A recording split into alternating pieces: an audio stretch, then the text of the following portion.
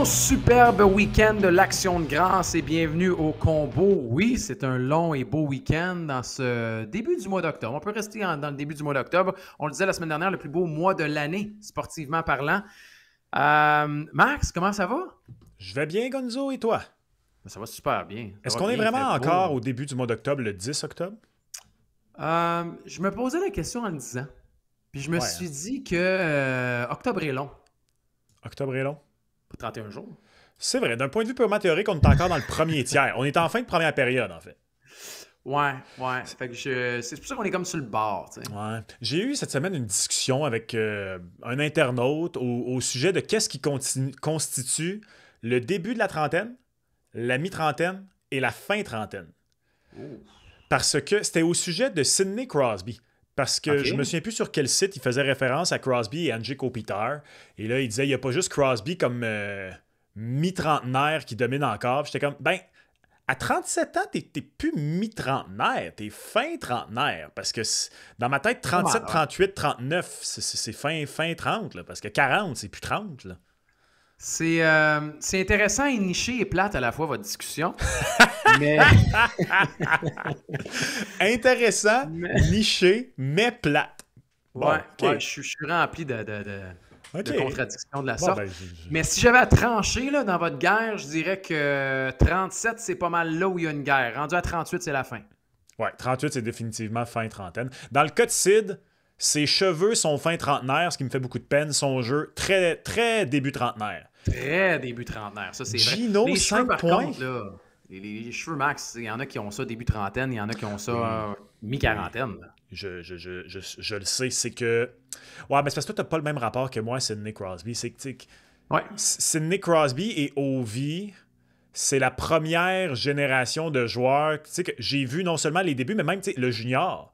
Tu sais, j'habitais à ben oui. Drummondville quand Sid il était junior majeur, fait que même son arrivée junior, après ça, même Sid et Ovi, au championnat du monde junior, particulièrement le Team Canada boosté de 2005 où 2005. il y avait le lockout, fait que plusieurs joueurs qui étaient LNH étaient revenus, dont Patrice Bergeron, jouer les World Juniors. Et Ovi et Sid étaient là, puis le Canada avait démoli la Russie d'Ovi en finale. Ovi avait même pas terminé la rencontre d'ailleurs. Donc, de voir ces gars-là vieillir pour ma génération, c'est comme ah, on refuse. On Est-ce refuse, que tu surtout vas, Sid. est-ce que tu vas bien, Max? Est-ce que tu vas bien ou... Je vais aller bien, Ouais. encore mieux quand Sidney Crosby va débarquer à Montréal en février. Arrête! Est-ce que c'est ta prédiction audacieuse positive de la saison? Oui, et seul OK. l'est. Seul l'est. C'est la Mais mienne cette semaine également, Max. ouais, mais je C'est t'avoue la par mienne. contre que là, les deux victoires en partant des Pingouins, là, puis les 5 points de Gino, là, calmez-vous, là, les Pingouins. Là. Peut-être que Gino s'en va en Floride? Ça me ferait royalement suer. Mais j'y crois. Ben, là, 2 victoires des Pingouins. Les Pingouins sont invaincus. On peut arrêter de parler des rumeurs de Sidney Crosby parce qu'ils gagnent. Ils Peux-tu gagnent. peux-tu imaginer les Pingouins qui font les séries? Moi, je peux pas l'imaginer. Non. Dans ma tête, Non. sont pas là. Là. Il y a trop de Non, non, non, trous, non, il y a non, trop non, de... non. Veux-tu que je te donne la cote des Pingouins en série? En ce moment, je Ah, l'ai elle est plus plus en tête, là. fait que a été Non, elle est enlevé pour plus le là. moment. Elle a été enlevée pour le moment. Mais la semaine dernière, elle était là. Elle était énorme. Elle était pas à 6 Elle et était quelque énorme. chose? Je pense que je l'ai vu un peu plus haute que ça, même. Encore Il me plus semble que haut? c'était autour de 8-9 de C'était élevé. mémoire. C'était très élevé. Mais celle du Canadien de Montréal a baissé, Max. En Ouais. raison de cette première victoire contre les Red Wings de Détroit, là, au moment de l'enregistrement. Maintenant, c'est né à nez. Canadien en série, une 90. Canadien pas en série, une 90. Fait que, mettons, ce ne sont que 2 matchs, mais je suis un grand fan des... en anglais, ils appellent les overreactions. Appelons ça les exagérations après quelques rencontres, peu importe le Les, sport. les- les conclusions hâtives. Gonzo, tu ne veux pas faire de conclusion hâtive, mais le Canadien, dans les 2 premiers matchs, t'a rassuré, inquiété ou juste fait ce à quoi tu t'attendais? Ouf. Sur certains points, je dirais le plus. Sur certains points, je dirais le moins. Donc, je garde mon pari à 2-10 que le Canadien va faire les séries éliminatoires, mais j'ai des points d'interrogation sur chaque trio à part le premier, malgré tout ce qui s'est passé. Ah Toi? ouais, t'es pas Team Slav, on l'enlève du premier trio. Non, pas encore. Écoute, il a joué un gros match contre Détroit, Ben, Slav. Là, il a gelé Sider dans le coin, il a frappé Edvinson, il était physique, je veux dire. Tu sais, moi, il y a une chose, par exemple, et on va en parler en parlant de Demidov là, bientôt, mais tu sais, Slav, je veux pas le voir sur le bord du mur en avantage numérique. Là. C'est Nick qu'il faut qu'il aille là. C'est pas lui qui va contrôler le jeu à droite. Là. À la limite, Demidov le fait dans les séries, mais pas Slav. Fait que s'il y aurait peut-être permutation un peu en avantage numérique sur la première vague, mais je m'attends à une belle saison de Slav. Tu sais, j'ai mis over dans toutes les catégories pour le Canadien ou presque. Ouais, la première unité d'avantage numérique marche pas, mais Slav, je vais même aller plus loin. Là. Dans les 2 premiers matchs, il est le meilleur joueur du premier trio, carrément, à mon avis. Ouais, honnêtement, je me pognerais pas pour ça. À ce sujet-là? Le premier match, c'est là, j'ai eu un peu de misère. J'ai trouvé que, tu sais, mettons, souvent, le premier match, je me rappelle de 2 ou 3 séquences où il est comme entré avec la rondelle en zone adverse, puis il savait pas trop quoi faire avec. Tu sais, il manque un peu de créativité, je dirais, quand il transporte la rondelle, puis que c'est pas, mettons, le long de la rampe où il est meilleur en protection de rondelle. Mais sinon, moi, j'ai encore mieux aimé son match contre les Red Wings. Fait que c'est pas longueur. Non, il y a 2 matchs. On peut, je pense que c'est parce que les gens veulent tellement voir Demidov jouer plus de minutes que là, on veut tout de suite tasser Slav. Exact. Je pense que c'est beaucoup plus pour Demidov que contre Slavkovski. Mais de toute façon, moi, j'aime pas l'idée d'un trio Caulfield, Suzuki-Demidov. J'aime l'idée d'un duo Demidov-Suzuki, mais ça prendrait un autre centre pour jouer avec Caulfield et Slavkovski, disons. À la limite, j'aimerais mieux Bolduc. Comme on disait la semaine dernière, je pense que Bolduc pourrait avoir une audition si jamais ça avait à pas bien aller ou que Slav avait à se blesser ou autre. Un Bolduc avec Caulfield et Suzuki, à mon avis, est quasiment mieux fait. C'est mieux fait pour compléter les 2 autres que Demidov. Ouais. D'ailleurs, on a eu su cette semaine que Zach Bolduc écoute le combo. Ah oui? Ben oui, il a clairement écouté le combo. Tu l'as pas vu hier, après son premier but, il s'est reviré, puis il a pointé à la caméra, puis il a dit « Max Vanout, ton under mes 40 points, là, just watch me. » Moi, écoute, il m'a texté hier après le match, il m'a dit « Merci, plus de 20 buts et demi, plus de 44 et demi. » Honnêtement, j'espère que tu as répondu que tu avais dit over pour les buts au moins. Ben, c'est ça que j'ai dit. J'ai dit, écoute, si tu me fais mentir parce que tu marques carrément 40 buts, je ne serais pas fâché. On vous le rappelle, pour ceux qui sont et qui n'étaient pas là à l'écoute, mais ça a bougé. Hein? Veux-tu te donner la cote pour les buts pour Bolduc après 2 matchs? Où la ligne est rendue ou la cote? Non, la cote. La cote pour le over? Ouais, c'était 1,85, ouais, 1,85. Ça doit avoir baissé à 1,65. Ouais. Exact, 1,65. Hey! Je l'avais même pas vu, j'ai vraiment pris un guess. Ouais, 1,65, 2 buts en 2 matchs. Et à l'inverse, Patrick Laine, qui n'a pas marqué, et qui est sur la deuxième vague en avantage numérique, la cote de Laine pour plus de 24,5 est rendue à 2,40. Ouais, ça d'ailleurs, j'ai pas aimé. Une chose que j'ai pas aimé de Slavkovski dans le match contre les Red Wings, c'est la longue présence sur le premier avantage numérique qui a gardé Demidov au banc tout le long. Oh, mais Max, c'est utopique de penser que ces vagues-là, ça va être une minute. Je veux dire, tu vas pas arrêter le jeu pour les changer. C'est beau sur papier, puis à la limite, tu dis à Laine, hey, regarde, t'es pas tassé de la première vague, on te laisse Demidov quand même. Fait que c'est quand même cool de l'autre bord. Là. Puis, tu sais, à Demidov, on va dire, regarde, t'as Laine de l'autre côté, un des meilleurs snipers de la ligue. Là. Fait que, mais en même temps, ils vont jouer combien de temps? Ils ont joué quoi, 40 secondes, 45 secondes, les 2 matchs? J'entends, sauf que quand c'est comme dans le match contre Toronto, la deuxième présence, puis que c'est parce que l'unité est installée, tu vas pas, pendant que tu es installé, changer un par un. Ça, c'est correct. S'il n'y a pas de but ou de dégagement, le but met un terme à l'avantage numérique, là. S'il n'y a pas de dégagement ou que la rondelle n'est pas gelée par le gardien, je comprends ça. Mais c'est que dans le match contre les Red Wings, il y a eu un dégagement, il y a des gars qui sont allés changer. Ouais. Que Suzuki reste, je suis prêt à donner à Suzuki le bénéfice du doute, mais Slav fallait qu'il aille changer. Même Bolduc n'est pas allé changer. C'est un long chiffre. C'est un long chiffre que j'ai pas aimé. C'était long. C'était comme un mélange des 2 vagues. Mais vu que tu en parles, et d'ailleurs, là, les codes qu'on vous donne, bien sûr, vous les retrouvez sur Mise au Jeu Plus, miseaujeu.com. C'est dans Paris de saison Canadien de Montréal. Vous les avez tous. Là. On en a parlé dans les dernières semaines. Là. Il y avait du Suzuki, il y avait du Caulfield, il y avait du Laine, il y avait du Hudson, il y avait du Slav. D'ailleurs, au moment de l'enregistrement, Lane Hudson n'a toujours pas signé son nouveau contrat, malgré les informations là, où on dit que ça pourrait être imminent pour lui. Alors, on vous tient au courant. Ce serait cool pendant l'enregistrement du combo. C'est vrai, on a perdu notre pari là-dessus. Hein. Honnêtement, là, c'est un des paris long terme dont on a parlé au combo en 3 saisons. Ben là, c'est la 3e saison, fait qu'en 2 saisons et quelques épisodes, où je suis le plus surpris que d'avoir été dans le champ sur celle-là. J'étais convaincu que c'était un shoe-in, comme disent les Anglais. A walk in the park. Ben, en raison de ce qu'on avait vu avec Slav, puis on en a parlé la semaine dernière, on se dit, OK, Slav le fait début juillet, ben Hudson va le faire début juillet également. Là, on a vu le changement cette semaine avec Lane Hudson, c'est que finalement, on a vu Ryan Barnes de l'agence Quartex qui était en discussion avec Kent Hughes. Donc, tu sais, et c'est deux anciens de Quartex, fait qu'ils ont travaillé ensemble. Alors, est-ce que c'est ça qui a accéléré les pourparlers? On dit qu'on serait très près d'une entente. Alors, c'est une bonne nouvelle pour le Canadien de Montréal. De toute façon, on s'est fait rassurant là, du côté du CH. Là, on a entendu Kent Hughes toute la semaine donner des entrevues, dire à quel point il s'en va nulle part, puis qu'on veut vouloir le signer à long terme. Puis... Donc, peut-être que pendant l'émission, on vous l'annoncera. Mais si vous l'écoutez et qu'on vous l'annonce pendant l'émission, ça veut dire que vous le savez sûrement déjà. Hey, c'est quoi? Puisqu'on est déjà sur le Canadien, là, ouais, là. Permettons-nous ceci. Vas-y donc. Une petite transition quand même. Ça prend une petite transition officielle. C'est pas fait pour rien. Exact. J'ai pas travaillé fort pour rien, moi, là. Je travaille assez fort dans le vide, des fois. Là. Je refuse de travailler dans le vide ici. Merci. Beau travail. J'apprécie. En plus, ici, quand il y a un beau travail qui est fait, on le souligne. Bon. Contrairement à, vous êtes sûrement peut-être à l'emploi d'un...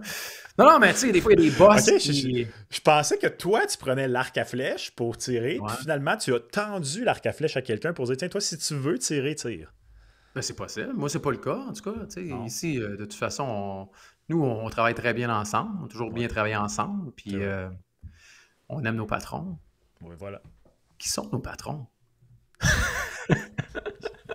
C'est méta comme début d'épisode. Oh, c'est très ça méta. Dégénère, tout ça.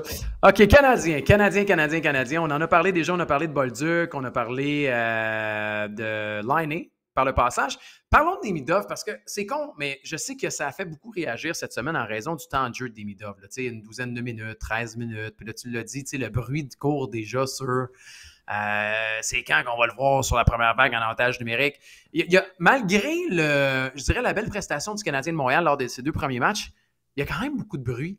C'était comme sur Dobson au début. Là, t'en as encore sur Laine, t'en as sur Doc, t'en as sur Demidov. Mais Demidov, toi, ces deux premiers matchs, t'en retiens quoi? Est-ce que ça te dérange? Est-ce que ça t'égraphine ou pas? J'aime vraiment pas l'avantage numérique.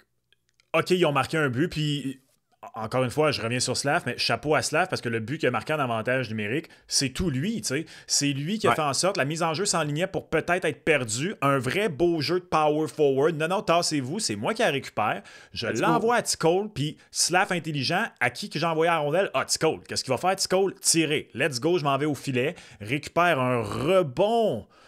Juteux, tu dis? Juteux, tellement juteux qu'Arnaud Soli en parle dans son show Bon Jus, je pense, tellement c'était juteux comme rebond. Horrible performance de John Gibson, on va être, faut le dire. Pauvre gars, pauvre, ça a été horrible. La soirée du centenaire comme ça, les beaux uniformes, premier match avec ta nouvelle équipe à la maison. T'es attendu en plus, le Patrick Kane qui dit enfin on a un numéro 1. 4 buts sur 9 shots, bye-bye aux douches. Et pour ceux là, qui regardent ça comme moi, je suis allé voir aujourd'hui, après un match, qui est le plus petit échantillon possible, il est effectivement le gardien de but qui a eu la pire performance de la Ligue là, en termes de buts sauvés. Les buts attendus. Moi, je donne beaucoup de crédit au but de Bolduc, mais même lui de Matheson, même lui de Kapanen, le rebond de Slav, c'était juteux. Ouais. Là, après ça, la déviation, la drôle de déviation qui finalement, je pense, ça a dévié sur un joueur des Wings. C'est pour ça qu'on ne l'a pas donné à... On l'a laissé à Carrier. Ouais, à Bolduc, même si ça semblait avoir clairement dévié. Mais en tout cas, ça pour dire que j'aime pas l'avantage numérique. Je pense vraiment qu'il faut retourner à la table à dessin assez rapide, ou du moins, travailler là-dessus avec efficacité et rapidement parce qu'on n'a pas le temps de niaiser avec ça. La question là-dedans, c'est que, OK, tu as rentré Bolduc. L'année passée, c'était Laine ou Demidov. Là, tu as rentré Bolduc, qui est une super idée, je trouve, pour la fameuse position bumper, parce que c'est un gars qui dégaine rapidement, c'est un gars qui a un bon tir, c'est un gars qui est capable de se démarquer également, puis il va au filet. Après, c'est de voir, OK, quels sont les rôles des autres. Moi, j'ai rien... Honnêtement, c'est parce que si tu ne mets pas Laine sur le premier avantage numérique, c'est quoi son rôle? Est-ce que vraiment Laine va jouer du 12 minutes par match parce qu'il joue ça à 4 à l'aile puis tu vas le mettre sur une deuxième vague en avantage numérique? Si jamais à choisir, je mettrais Demidov. Moi, je mettrais Demidov parce que l'année prochaine, Laine, il n'est plus là. Puis ça va être son bureau à Cole Caulfield pour les années à venir. Fait que j'aimerais ça qu'éventuellement... Puis je suis pas en train de lancer des pierres parce que je pense que ça va arriver éventuellement. T'sais, on a pris notre temps l'année passée avec Lane Hudson, puis on veut peut-être reprendre notre temps pour Demidov, puis c'est bien correct. Les attentes ne sont pas les mêmes, mais j'espère que celui qu'on va voir sur la première vague en avantage numérique éventuellement, ça va être Demidov et non Laine. Mais à la place de qui? De Bolduc ou de Slav? Voyons ce que ça va donner. Est-ce que c'est la position bumper qui va être pas super concluante puis on va vouloir amener? Moi, comme je t'ai dit, là où j'ai un petit peu des problèmes, c'est parce que Slav, j'aimerais le voir devant le filet, puis Nick devrait aller sur le bord du mur. Mais si Nick reste un peu à se promener puis qu'on joue une position de diamant aussi, ben j'aime mieux voir Demidov sur le côté parce qu'il contrôle bien mieux le jeu. Puis c'est un gars qu'on a vu qui est capable de passer savante de l'autre côté. Fait qu'il pourrait feeder Caulfield aussi, il pourrait feeder en bas de territoire. Moi, je verrais Slav devant le filet. Moi, je déteste. Tu verrais Slav devant le filet. Donc, tu renvoies Caulfield dans son bureau puis tu mets Suzuki quasiment en bumper. Ben, ce serait... Il peut le faire, Suzuki, en même temps. Oui, il peut le faire, mais on a vu que quand Suzuki se promène, il est souvent en permutation. Fait que là, des fois, il va permuter avec Caulfield, des fois même, il remonte en haut. Moi, j'aime quand Suzuki est capable de bouger beaucoup. Puis il bouge bien, puis ça rend l'avantage numérique imprévisible aussi chez les Canadiens de Montréal, mais éventuellement, on va en prendre. Mais là où ça devient intéressant aussi, c'est de se dire, OK, Demidov, il n'y a pas la première vague, puis il joue du 12-13 minutes. Il n'y a personne qui panique parce qu'on se dit c'est correct, c'est Demidov. Par contre, est-ce que ça modifie son total de points pour la saison? Et c'est là où ça devient intéressant. Moi, je ne suis pas inquiet encore pour ça. Je suis encore au-dessus de 62,5. Premièrement, moi, je pense qu'en décembre, Demidov fait sa première vague d'avantage numérique. Vous l'aurez su ici en premier. Là. Avant ça, Max. Over-under 1er décembre, pour moi, c'est là où Demidov va apparaître sur l'avantage numérique et probablement pu en sortir. Et après ça, écoute, j'étais le plus gros sceptique là, de Newhook, Kapanen, Demidov. J'ai aimé la première période contre les Red Wings. Au-delà du but, j'ai trouvé que déjà Newhook, Kapanen, particulièrement eux ensemble, le style de jeu a l'air complémentaire. En plus, se développe une chimie en désavantage numérique. On parle bien gros de l'avantage numérique, puis je sais que d'un point de vue de notre émission Paris Sportif, c'est pas particulièrement gagnant de parler du désavantage numérique, mais j'aime bien l'agressivité du désavantage numérique, ceci étant dit. Mais je suis loin du bouton panique en ce qui a trait à Ivan Demidov. Moi, si en ce moment même, regarde, il y a 1 point après 2 matchs. Il a récolté une deuxième passe. Ben oui. J'ai en tête, je sais pas toi, là, moi j'ai en tête aucun jeu où il a fait mal à l'équipe, défensivement. Les petits flashs sont très peu nombreux, mais n'oubliez pas une chose. 3 matchs sur la route pour débuter. Pour une recrue comme Demidov, en plus, les matchs à domicile, où Martin Saint-Louis va avoir un avantage pour les confrontations. Les matchs à domicile, ça va être important. Souviens-toi de Cole Caulfield au début. Surtout, c'était pas Jesperi Kotkaniemi qui a commencé sa carrière en marquant, je pense, ses 15 premiers buts à domicile. Bon, vous allez me dire que mettre KK et Demidov dans la même phrase, c'est un peu chien pour Demidov. Bon point. Non, c'est pas un peu, c'est très chien. Ouais, bon point. J'accepte de dire que c'est chien, mais on va se calmer. Là. Ça demeure une recrue. Je pense qu'Ivan Demidov, à la fin de l'année, là, quand on va regarder ça, je pense qu'il va avoir atteint sa soixantaine de points et que là-dedans, il va en avoir peut-être pas une quarantaine, mais proche dans la deuxième moitié de la saison. Ouais, je le trouvais déjà un peu élevé, le 62,5, je le trouvais bien. Tu sais, j'ai pas encore... C'est juste que c'est très différent de Lane Hutton l'année passée, qui était quoi, à 44,5? Tu sais, là, on parle d'une vingtaine de points de plus. Il a le talent pour le faire, c'est sûr, mais là, ça commence à être beaucoup de prises contre lui, tu sais. T'as pas la première vague en avantage numérique. T'as pas de joueur de centre. Puis c'est pas un jab à Kapanel, là. C'est juste que tu n'as pas le fameux deuxième joueur de centre avec lequel on pensait que tu allais pouvoir jouer. En se partant, c'est même pas lui le centre présentement. Il a pris 6 mises en jeu en 2 matchs, si je ne me trompe pas. Oui, non, mais ce que je veux dire, c'est que on parlait de plein de gros noms. Là, finalement, c'était plus comme Kirby Dach ou Newhook ou Kapanen. C'est pas un énorme joueur qui est capable d'amasser déjà. C'est pas un joueur établi dans la Ligue nationale de hockey de son joueur de centre. Fait que ça commence à être beaucoup de trucs contre lui. On commence sur la route également. Fait que, comme tu dis, tu n'as pas les confrontations non plus. Encore aujourd'hui, les cotes n'ont pas bougé. Hein, vous les avez vus, c'est 1,85 pour plus de 62,5 et c'est 1,85 pour moins. Je vais garder mon choix, moi aussi, de plus de 62,5. Et parce que j'ai confiance de voir son temps de jeu monter graduellement, parce que c'est une recrue, parce que c'est des premiers matchs, parce qu'on le protège peut-être un peu également. Et on va le voir très rapidement. Moi, je te dirais que j'ai une date pas mal plus avant le 1er décembre pour Demidov sur la première part. Oh, ouais, let's go. Ben oui. Il faut. Tu peux pas te priver de ça, Max. C'est drôle, d'habitude, on dit que la sagesse amène la patience. Et ici, aujourd'hui, c'est toi qui es plus pressé là, de vouloir du Demidov sa première vague. Sais-tu pourquoi? Pourquoi? Parce que j'ai une patience agressive. Comme Martin. C'est vrai. Hein? C'est vrai que Ah, c'est ça la sagesse, c'est la patience agressive. Qui fait plus de points, Max, cette année, dans la saison et en avantage numérique? Parce que ils sont un à côté de l'autre sur le site de mise au jeu, puis ils ont des totaux différents pour garder ce mot qui revient semaine après semaine. Demidov est à 62,5, Slav est à 56,5. Qui fait plus de points, Demidov ou Slav? Wow! J'aurais pas hésité la semaine passée, puis là, j'hésite. C'est drôle, hein? Je sais. Après seulement 2 matchs, quand on parle de conclusion hâtive puis de pouvoir petit échantillon, là, c'est à prouver. Wow. C'est pour vous prouver à quel point. Puis passez-vous la question à la maison, qui va faire le plus de points en saison régulière entre Slav et Demidov? Et sinon, en relance, qui va faire le plus de points cette saison entre Slav et Demidov en avantage numérique?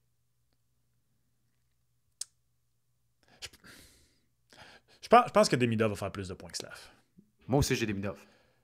En même temps, je dis ça, puis Hey! C'est 2 matchs. C'est 2 matchs. C'est parce que moi, je pense que Slav peut aller frôler de 70 cette année.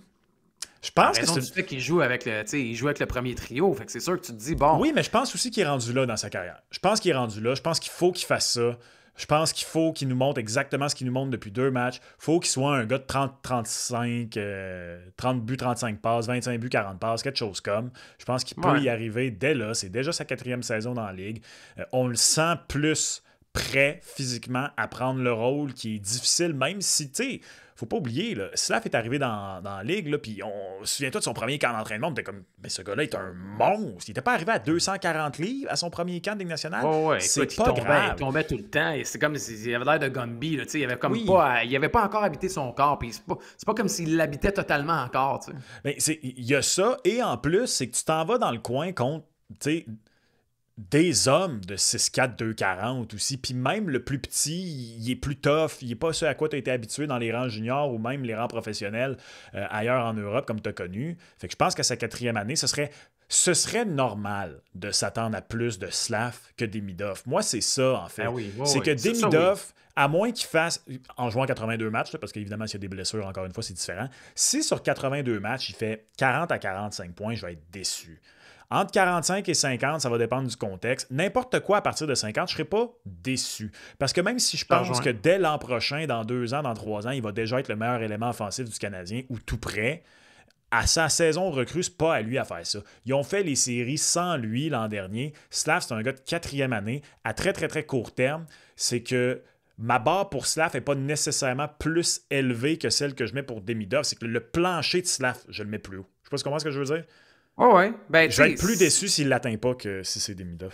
Honnêtement, c'est pour ça que c'est curieux de voir que le total de points, là, le over-under de points de saison, est plus bas pour Slav. Lui qui compte quand même 2 saisons de 50 points dans la Ligue, tandis que Demidov est une verte recrue et le total est à 62,5. Quand je te dis que je le trouve un peu élevé, c'est sûr que là, c'est un court échantillon, mais Slav, je verrais une progression naturelle qui fait en sorte qu'il va la faire, la 60aine de points cette année, parce que tu veux qu'il soit capable d'accéder au prochain palier.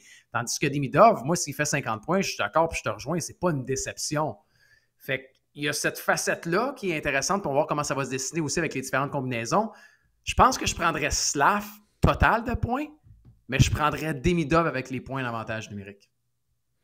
En raison du talent élite, de créativité, de vision, de sens d'anticipation. Ce gars-là a tellement de talent qu'il va les accumuler comme ça se peut pas en avantage numérique, les points. Parce qu'une fois qu'il touche à la première vague, et comme tu dis, il va tellement avoir la rondelle plus souvent que Slav sur l'unité. Slav va beaucoup plus dépendre des déchets qui tournent autour de lui, autour du filet, la récupération des rondelles. Bien spécifié quand même, les déchets, pas les joueurs du Canadien ou les joueurs de l'autre équipe. Exact. Non, le collecteur de vidange, là, en avant, la spécialité à Gallagher. On prend une poubelle ou à Zach Hyman, en fait. Zach Hyman a fait le seul éboueur marqueur de 50 buts dans l'histoire de la Ligue nationale de hockey. Zach Hyman, let's go. Le 2 ans. Est-ce que c'est le seul éboueur, par contre? Est-ce qu'on considère Chris Kreider comme un éboueur quand il en a mis 50 dedans? Non, je le considérerais pas comme un éboueur. Toi? Ben, moi non plus. Et d'ailleurs, je veux juste saluer le travail de tous les éboueurs qui sont à l'écoute parce que vous faites un travail monstre. Et j'aime bien prendre le temps de saluer les éboueurs quand je les croise. Tu fais bien de le mentionner parce que c'est pas, je tiens à dire, je suis pas là à me moquer des éboueurs. C'est dans le jargon hockey, c'est ce qu'on des garbage goals en anglais. Là, tu récupères les poubelles qui traînent autour puis tu les jettes dedans. À Montréal, ils sont particulièrement en forme, d'ailleurs, les éboueurs. Moi, ça m'avait marqué quand j'étais arrivé à Montréal, parce que tu les vois vraiment sur la rue, là, courir en gear Under Man, Armour, puis c'est un training. honnêtement, méchant Mm, training, là. mm. Quoi, t'es as Bravo à eux. vus comme en surplus de poids dans d'autres villes? Non, c'est qu'en tout cas, moi, dans les villes où j'habite, en banlieue, ben, même pas en banlieue, en région, où j'ai passé Ouais. ma jeunesse, tu sais, t'es sur des rues résidentielles où. Tu sais, c'est pas. Quand tu passes, mettons, sur Laurier, ou tu sais, le camion, il va vite, le petit cours après le camion, puis ça va pas vite de même, on va dire une affaire à Sherbrooke là, quand les poubelles passent. C'est plus peinard. OK. Bon, ben, le message est passé aux éboueurs de région. Continuez à vous entraîner. Il est OK, là je à te me sors faire de là, Max. passer OK. pour le détracteur des. Ça n'a aucun sens. Manque de respect. OK. Manque de respect. Canadiens, Blackhawks, samedi soir, premier samedi soir pour le Canadien de Montréal. Encore une fois sur la route. Troisième match en 4 soirs pour le CH contre les Blackhawks qui ont joué 2 matchs serrés quand même depuis le début de la saison. Le CH est favori même s'il est sur la route. Tu prends quoi comme pari, Max?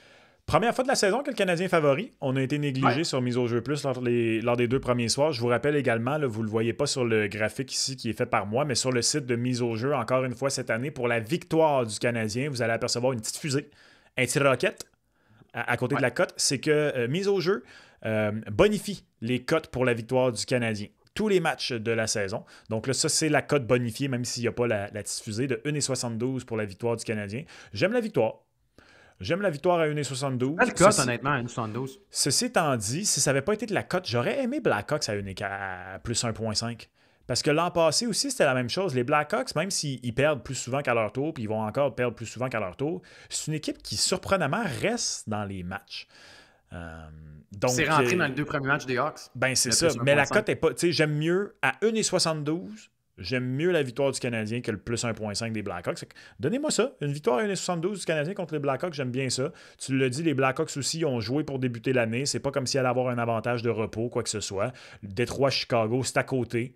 Donc, le Canadien n'a pas un long voyagement à faire. Petite journée de repos aujourd'hui. Monty de retour devant son filet. Dobech a été très bon vendredi soir. Ouais. Monty va l'être aussi samedi soir. Une belle victoire du Canadien à Chicago. Ouais, moi aussi, je te suis pour la victoire du Canadien de Montréal. Tu sais, on a parlé beaucoup du début de saison chez le Canadien. On veut un meilleur début de saison. Ben, c'est des matchs comme ça qu'il faut absolument que tu gagnes. Tu sais, tu as un début de saison favorable quand on regarde les adversaires du Canadien de Montréal. Tu n'es pas là, dans la charge de travail avec le 3-4 pour débuter. C'est un horaire un peu particulier. Hein? Il y a des journées où tu avais comme 3-4 matchs. Là. Vendredi, tu n'as aucun match au Zéro programme. match vendredi soir. C'est quoi ça? Ouais, c'est weird. C'est weird un peu. Mais tu vois, moi, les Hawks, c'est une équipe que j'aime bien. Tu sais, on commence à la voir prendre forme. Puis, il faut vraiment pas la prendre à la légère. Vous avez vu le laser de Connor Bedard là, plus tôt cette semaine également. J'aime beaucoup Frank Nazar. Depuis l'an dernier, vraiment, il a très bien terminé la saison. Je l'ai dans mon pool et il va très bien après 2 matchs également. Puis on a pris Bédard, puis on a pris Nazar qui sont au centre, puis on les a entourés de vétérans. On a mis Burakovsky, t'as Donato, t'as Teravainen, t'as Bertuzzi également. C'est pas les meilleurs vétérans, je te dirais, là, puis j'ai rien contre eux, mais on essaie de pouvoir faire un mélange quand même chez les Hawks. Fait que c'est pas une vilaine équipe, mais je prends quand même le Canadien de Montréal. Sam Renzel, sur la première unité d'avantage numérique aussi, va être. Ça aussi, je l'ai dans mon pool. Ben voyons. Ouais, j'ai aimé ça. Ouais, j'ai 2 joueurs des Blackhawks dans mon pool.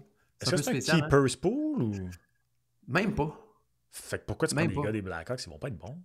Ben, c'est parce qu'on est quand même 20 dans le pool, puis on fait une méchante collection de rondes. Fait que rendu à un moment donné, ben, Je comprends. t'as des gars comme Sam Renzel dans ton alignement. Puis c'était mon dernier choix, Max. Et quand tu as un dernier choix et qu'il y a encore des joueurs qui jouent sur une première vague en avantage numérique, De tu dispo. prends ces joueurs-là. Parce qu'en plus, c'est des catégories, là, fait que tu as des points, des passes, en tout cas en avantage numérique. Fait que c'est pour ça que c'est payant si tu veux vraiment l'ensemble de Ouais. l'histoire. De toute façon, je peux pas vraiment te roaster sur mon keeper's pool cette année. Je pense que je commence dangereusement à m'enligner les sables de Buffalo, à être en perpétuelle reconstruction dans mon keeper's Ouais. pool. Ouais, mais regarde, c'est pas grave. C'est pas grave. Ben, c'est parce que j'ai des jeunes joueurs. C'est tout le temps mes vétérans. J'ai plusieurs jeunes joueurs qui n'ont jamais pris le step qu'ils auraient dû prendre au début. Fait que ça n'a pas aidé. Mais bon, ça, ce sera pour une autre discussion. Tu t'engagerais un recruteur, Max. Ouais, exact. Je m'engagerai un recruteur. Ceci étant dit, je vais surveiller le total d'arrêts en dessous de peu importe qui sera le gardien des Blackhawks. Parce que le Canadien, pour débuter l'année, ça ne fait pas Ouais. flèche de tout bois vers le filet. Là.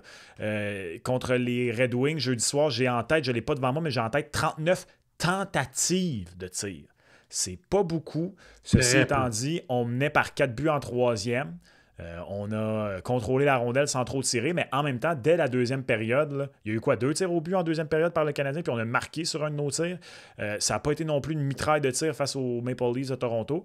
Fait que j'ai hâte de surveiller ça, mais je pense qu'un total d'arrêts en dessous pour le gardien des Blackhawks, parce que même si on marque plusieurs buts chez le Canadien, ben ça va peut-être faire comme John Gibson. Fait que même si on s'enligne un 28 tirs, peut-être qu'on va encore être opportuniste, un 4 buts, boum, je suis assez à l'aise avec un total d'arrêt assez bas pour peu importe qui sera devant le filet des Blackhawks. Ben, j'ai parlé de Frank Nazar. Tiens, donnez-moi une passe pour Frank Nazar. Une passe? Ouais, une passe.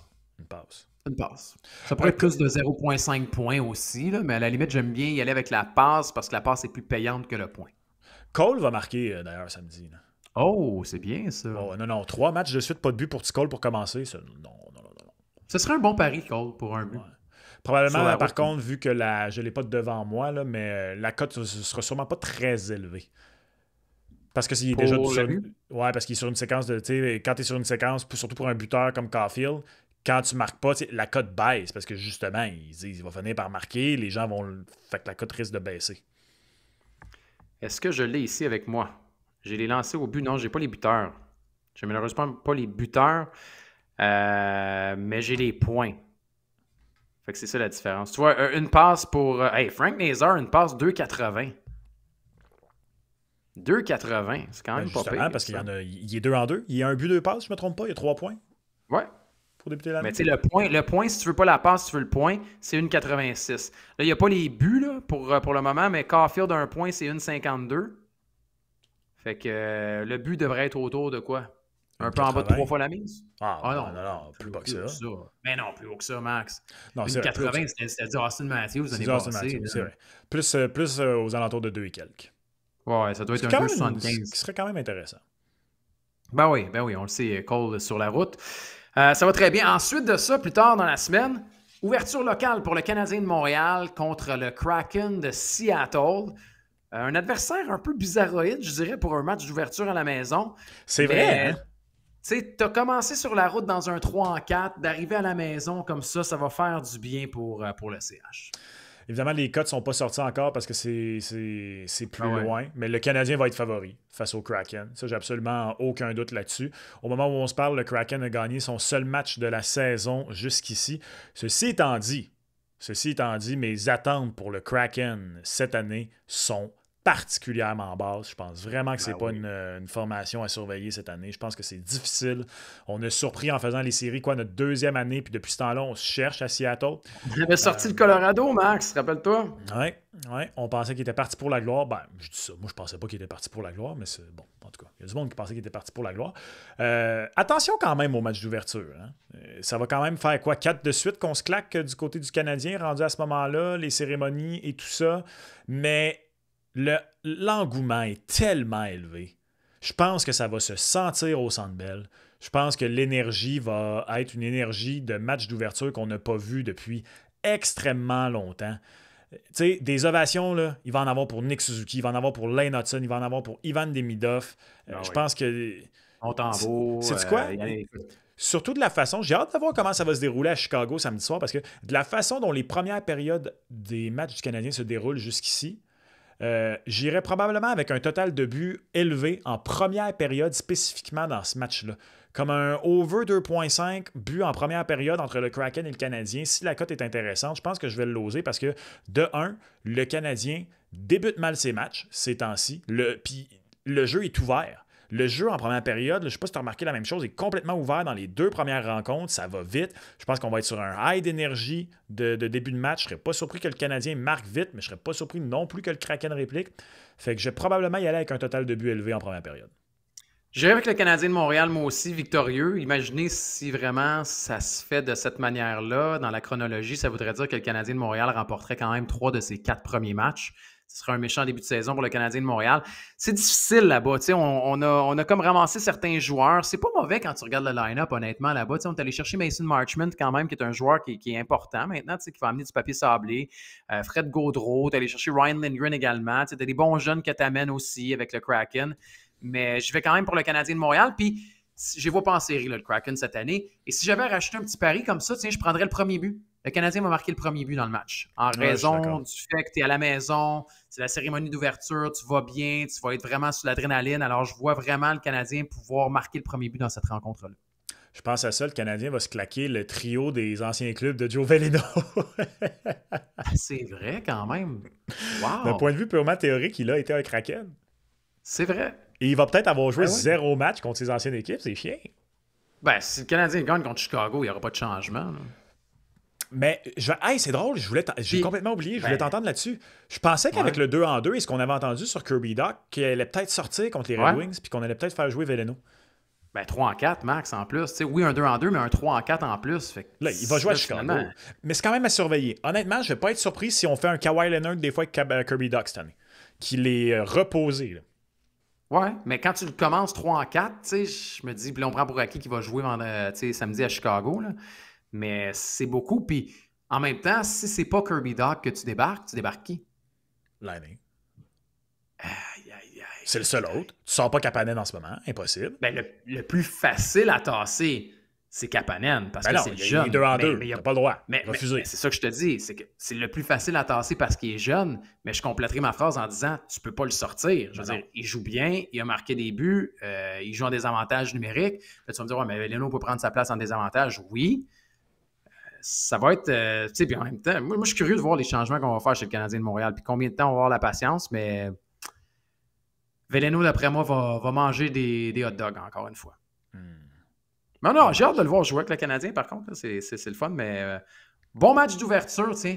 Dites-nous ce que vous en pensez. J'ai oublié, je voulais demander aux gens s'ils ne voulaient pas voter pour qui va faire le plus de points entre Staff et Demidov. Allez-y, gâtez-vous. Ouais, hein? Votez. Plus de points, Staff ou Demidov? Et combien chacun? Combien chacun? Ça ferait un bon sondage. On va lire vos commentaires la semaine prochaine. Voilà. On a parlé des matchs du Canadien de Montréal, Max, mais tiens, pour être sûr de bien valoriser ton travail, allons à LNH. Oui, bravo, Gonzo. C'est dur d'avoir ces réflexes-là, mais j'y ai pensé. J'y ai pensé. Ça doit être ma fin trentaine qui m'amène là. Tu es un animateur de métier et d'expérience. Ouais. Ne s'improvise pas animateur qui veut. Oh, aujourd'hui, oui. C'était un énoncé borderline politique que je viens de faire. Oh. Ouais, je comprends. C'est pour ça que je dirais oui. Mais il y a une différence entre l'improvisation et le monde réel. Je veux juste cultiver le malaise. OK, on arrête. Ligue nationale de hockey, tu surveilles quoi, toi, durant le week-end? Moi, j'ai encerclé un gros match, puis je suis content de voir que tu pars avec ça. Parce que samedi, là, c'est les deux équipes qui se sont affrontées au premier tour éliminatoire dans l'Ouest. C'est le gros duel qui, à mon avis, c'est deux des candidats pour remporter la Coupe Stanley. On en parlait la semaine dernière. Deux rivaux. Et encore plus des rivaux depuis le dossier Mikko Rantanen. C'est Dallas contre Colorado. Écoute, quand j'ai vu que la cote de Dallas est à 2,10, ouais. je suis allé voir qu'est-ce que j'ai manqué. Je me dis, il n'y a pas de match ce soir, ils ne sont pas 2-2, il n'y a pas personne de déjà blessé. Est-ce qu'on sait déjà que Jake Oettinger... Dans ma tête, Colorado-Dallas, cette année, c'est au pire du 1,95 à 1,85 toute l'année. Là. Tu donnes un léger avantage pour qui est à la maison, mais de là à donner un 2,10 à Dallas, je saute là-dessus. Je saute sur Colorado à la maison, Max. C'est le Colorado à la maison. Le Colorado, honnêtement, tu sais, il gagne tellement à la maison que je pense que c'est la seule raison pour laquelle la cote est à 2,10. Peut-être. Le fameux Mile High, le meilleur avantage de terrain / de glace / de parquet en Amérique du Nord. Semble-t-il que c'est scientifiquement prouvé en raison de l'air, de l'altitude. Mais non, pour moi, chaque fois que tu as une occasion de prendre les Stars de Dallas, pas sur un 2-2 à 2,10, à surveiller si Jake Oettinger est effectivement devant le filet, mais quand même, je pense que je vais y aller. Sinon... Je prendrais, tu vois, moi, pour compléter là-dessus, là, En raison du fait que Colorado est si solide à la maison, je suis pas sûr que j'irais pour le gagnant. Dans cette rencontre-là, j'irais peut-être pour des paris de joueurs. Tu sais. Rappelez-vous de la séquence de McKinnon à la maison avec le nombre de matchs consécutifs avec au moins un point. Est-ce que j'y vais pour le but pour McKinnon ou à la limite, j'irais peut-être pour une passe pour McCarr? Mais je pense que autant la passe pour McCarr que le but de McKinnon risque d'être plus élevé que ces deux cotes-là. Peut-être, effectivement. D'ailleurs, j'irais peut-être pour un pari de joueur. As-tu vu le jeu de McCarr? Il n'a pas obtenu le but. Là. Je pense que c'est Lekkonen qui l'a enfoncé. Ouais, quand il a récupéré la rondelle en avantage numérique puis qu'il a fait son tomahawk qu'il appelle, là, quand il ouvre ses hanches en protection de rondelle puis qu'il a pénétré l'enclave. Je peux pas croire qu'à ce stade de sa carrière, il continue de me surprendre avec ses habiletés de patin qui sont hors de ce monde. Ah ouais, non, honnêtement, s'il y a des défenseurs à l'écoute puis qui veulent aller juste regarder ça puis regarder des vidéos qui essayent d'expliquer comment travailler ça, là, c'est sensationnel.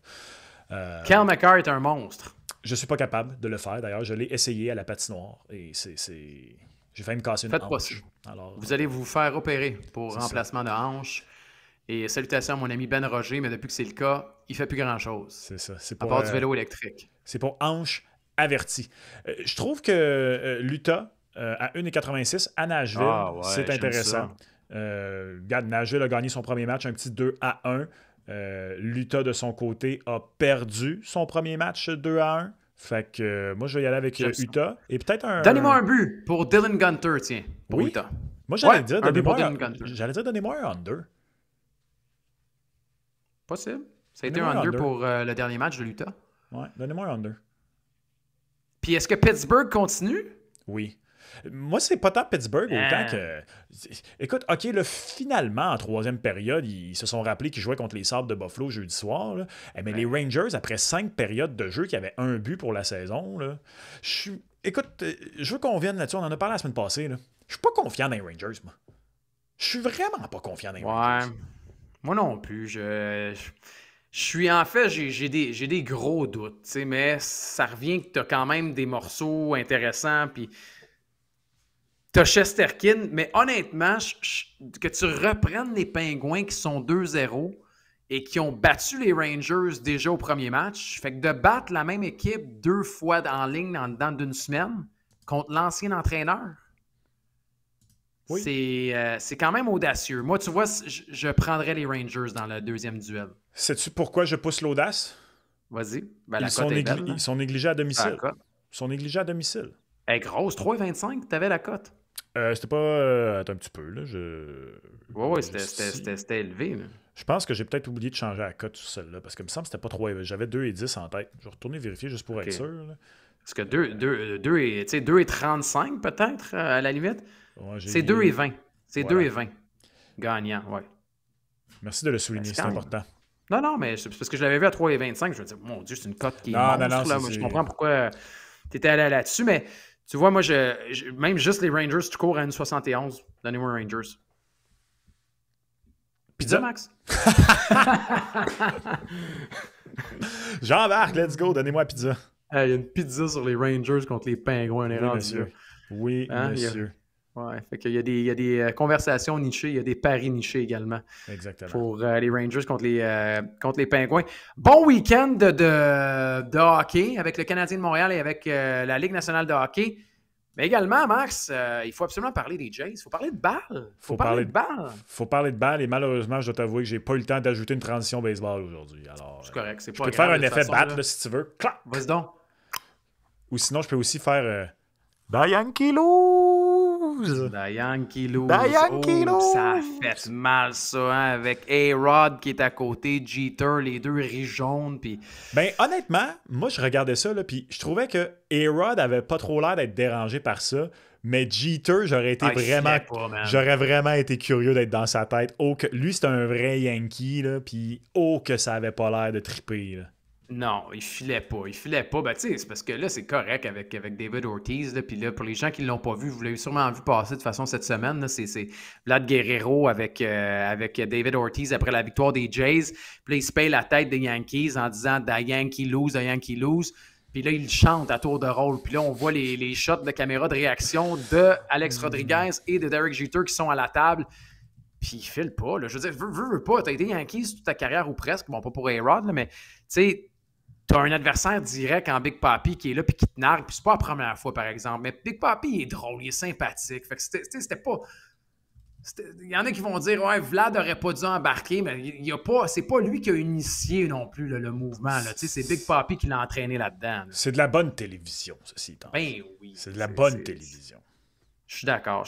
Fait que les Jays, Max, là, au moment de l'enregistrement, on n'a pas encore l'adversaire des Jays pour la prochaine ronde. Est-ce que ce sera les Tigers ou est-ce que ce sera les Mariners? Il faut dire que c'est un bon duel de lanceurs, mais c'est Tarik Skubal qui va être monticule pour les Tigers, leur as pour le match ultime. Est-ce que les Jays s'en vont en série mondiale? Est-ce que les Jays peuvent gagner les grands honneurs? Non. Non. J'ai un ami fan des Yankees qui me disait cette semaine ça me dérange pas de toute façon parce que les Blue Jays, ce sont les Hurricanes de la Caroline du baseball. Et j'ai fait oh wow! Wow! Je comprends cette référence et je comprends d'où elle vient et... Bravo, c'est quand même bien. Tu sais, ça a été le fun de les voir passer à la ronde suivante. Honnêtement, je n'avais pas les Jays qui gagnaient contre les Yankees. Mais non? Il y a une chose, par contre, Max. Si les Tigers battent les Mariners dans le match ultime, les Jays s'en vont en série mondiale. OK, donc, si je comprends bien pour toi, si les Mariners s'en vont en finale de Ligue, de l'américaine, tu as les Mariners, mais si le Détroit passe, tu as les Jays.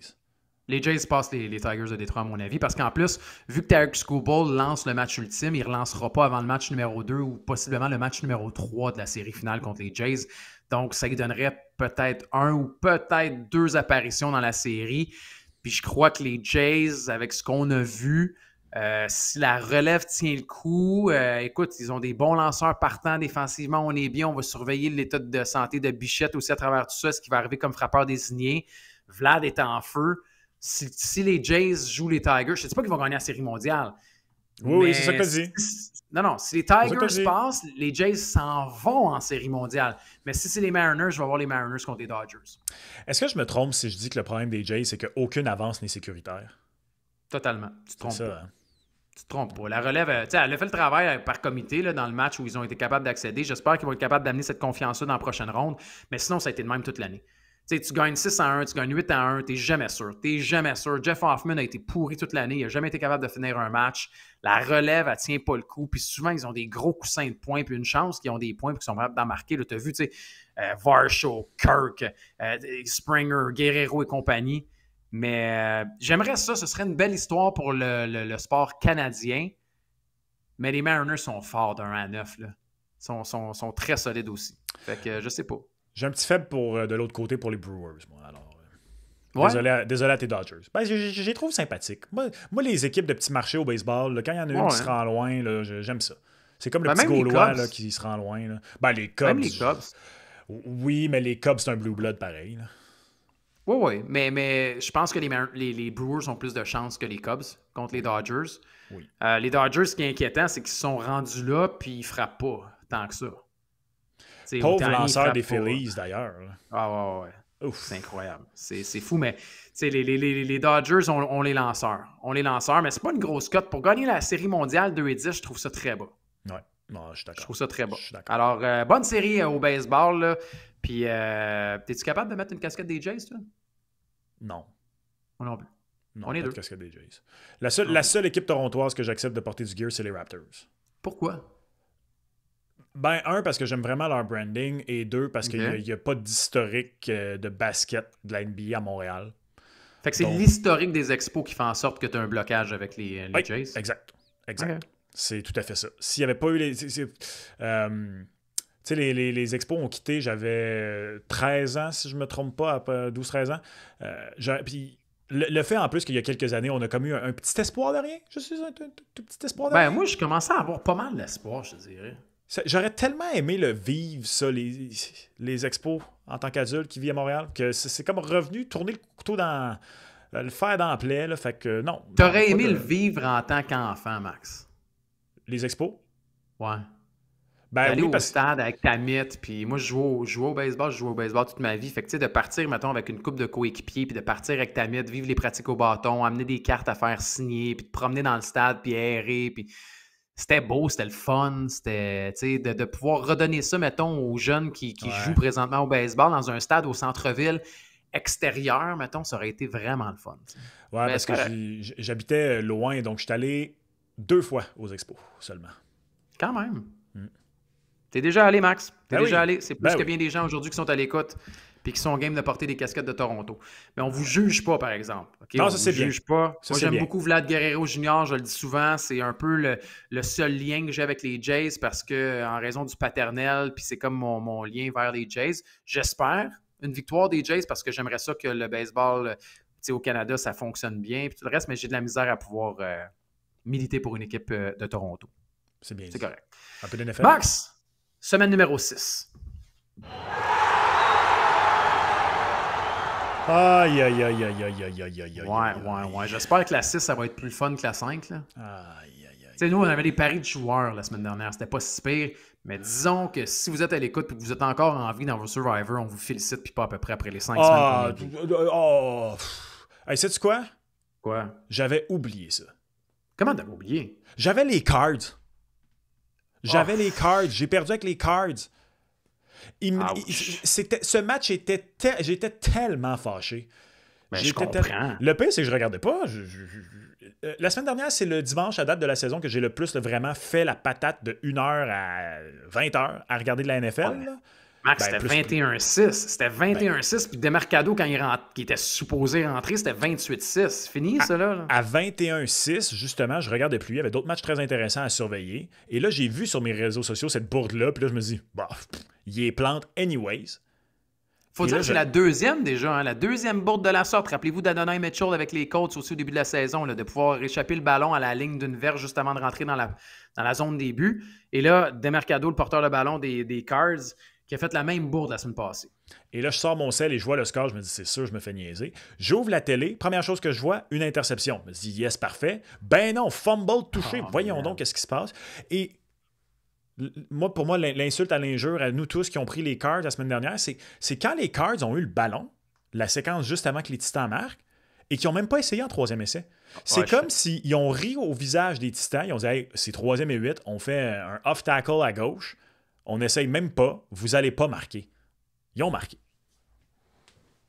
Honte aux Cards, bravo aux Titans, le message de Cam Ward a passé. Maintenant, semaine numéro 6. J'en parlais cette semaine au travail, puis on dirait qu'en raison du côté imprévisible de la NFL, c'est comme quand je regarde les matchs, je suis en train de me dire, pas qui va gagner, mais quelle sera la surprise cette semaine? Oui. Ou les surprises, tu sais. Il n'y en avait pas eu tant que ça à date cette saison. Il y avait eu quoi, les Chargers la semaine d'avant? Oui. Là, tu sais, déjà cette semaine, ça commence avec les Géants qui battent les Eagles. Puis, les Géants, c'en a une pas pire. C'est depuis la semaine 4, je te dirais, là, que ça il me semble que il y a eu le fameux blanchissage aussi là, des Panthers. En tout cas, les Géants qui ont battu les Chargers. Je sais pas. Je trouve qu'il y a eu beaucoup de revirements de situation. Puis on peut même rentrer les Jaguars qui battent les Chiefs là-dedans. Puis il me semble que c'est le match nul des Cowboys puis des Packers. Il y en a plein. Cam Scatterbo et Jackson Dart.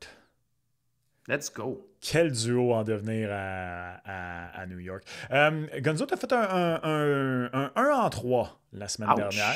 Pour une première fois, au moins je t'égale. 1-3, moi aussi. Je pensais que tu allais me battre. C'était si bien parti. Où cette semaine? C'était si bien parti parce que je pensais que j'avais la victoire des Géants et non, ils ont fait dans les mains avec les Saints parce qu'évidemment c'était le match contre les Saints, pas celui. Ouais. Je te laisse débuter cette semaine, Gonzo. Tiens, vas-y, garde-toi. Je me gâte avec... écoutez, vous me dites contre qui jouent les Bengals et je prendrai le quart arrière adverse. Alors, donnez-moi Jordan Love avec au moins 2 touchés. C'est pas une grosse cote, par contre. Je m'attendais à quelque chose un peu plus loin, un peu plus haut. Mais je le prends pareil. Les Bengals, c'est une défense qui est horrible. Les Packers reviennent d'un bye week. T'imagines-tu Joe Flacco avec la ligne offensive se faire courir après à cet âge-là? Il va tellement s'ennuyer de son sofa, Joe Flacco. Là. Il va tellement s'ennuyer de son sofa. C'est un quarantenaire.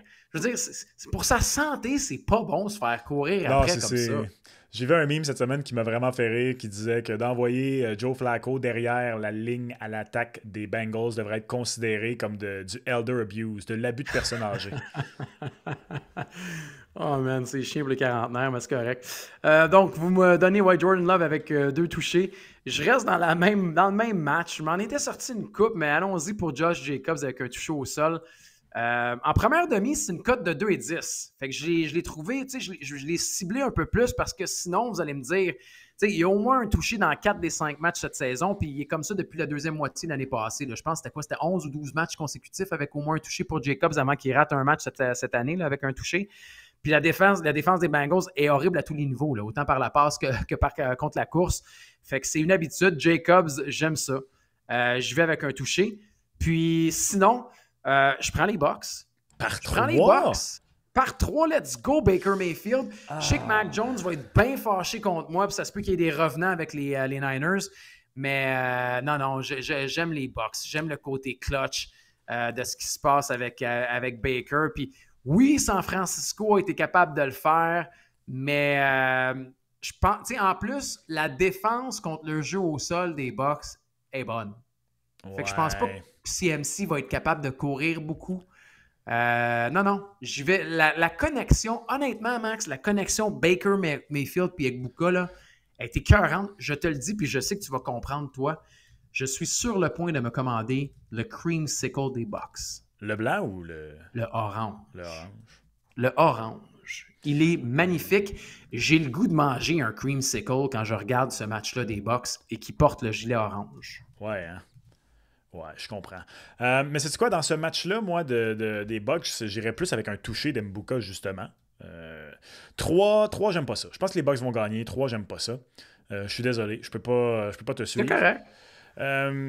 Josh Jacobs, je déteste pas, mais j'aime pas les touchés de demi, moi. Je suis pas un grand fan.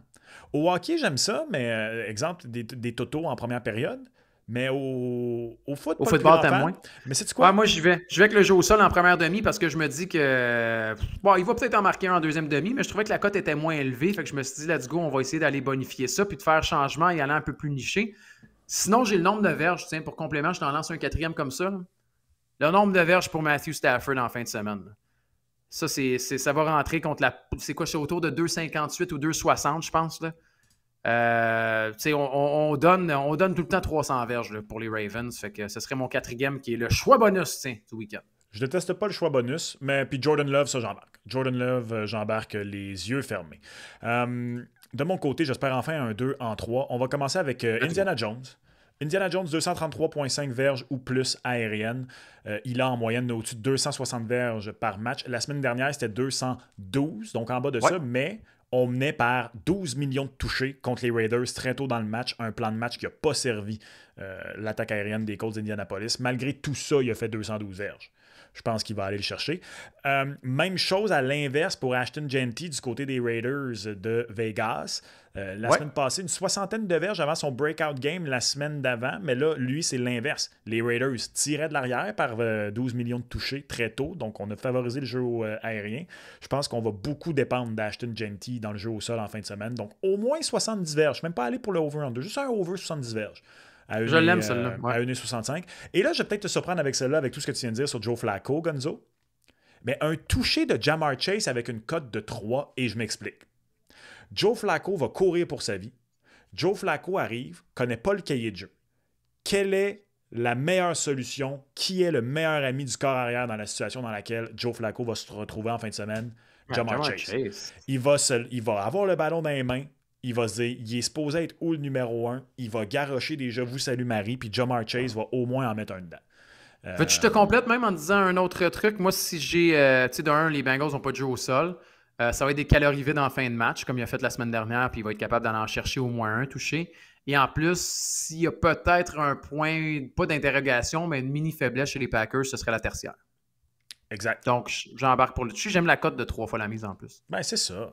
Faut bien que tu aies au moins un peu de plaisir avec tes petits tigres là, cette année. J'embarque avec Ja'Marr, j'embarque avec Ashton, mais j'embarque pas avec Daniel Jones. T'embarques pas avec Daniel? Non. Tu crois pas à Indiana Jones? Je pense que oui. mais je crois que ça va être encore une fois, oui, la O-line avec JT, avec Jonathan Taylor. Mais 2,33, je trouve ça beaucoup pour Daniel Jones. Tu vas regretter. Sais-tu pourquoi? Pourquoi? C'est mon premier 3-3 NFL, en fait.